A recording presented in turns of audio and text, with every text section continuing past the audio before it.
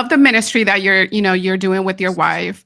Can you tell me a little bit about your ministry? Because I know that shortly after you gave, your soul trust in God and you started working towards Him, you met your wife.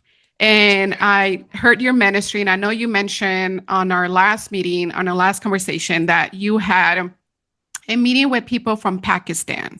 Mhm. I believe so. Can you tell me a little bit about that? How that's awesome to Sure. know how you spread the So, word. just really quick. So, I accepted Christ. I ended up having in 1999. In 2000, I ended up having a kidney surgery. So I was out of work, right? And somebody from the church that I was going to said, "Hey, you need to come to India with me. That's where you're called to." It's like I'm not called to India, right? So, I I said I'll pray about it, and this is really cool. So I went out in my truck to drive home from church and turned on the radio. It's Christian channel, and they were talking about India.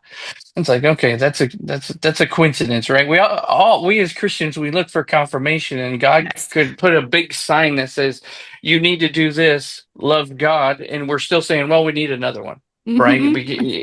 Even though it's right there. So I went home and turned on the TV, and they were talking about India.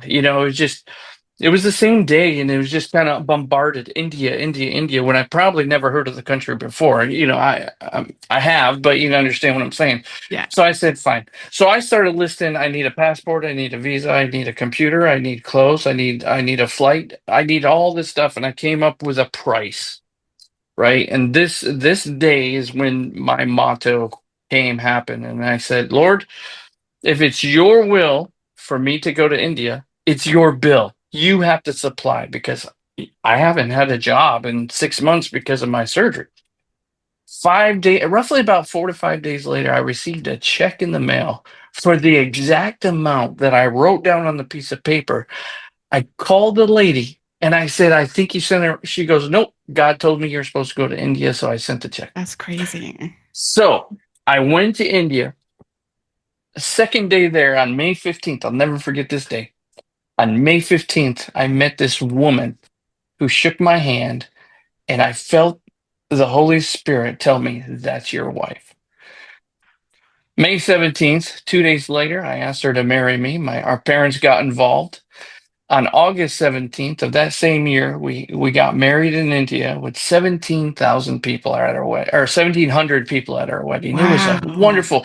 The point of the story is, I'm blessed, been married for 24 years now, Mm. have beautiful children, a beautiful wife, we're in ministry together.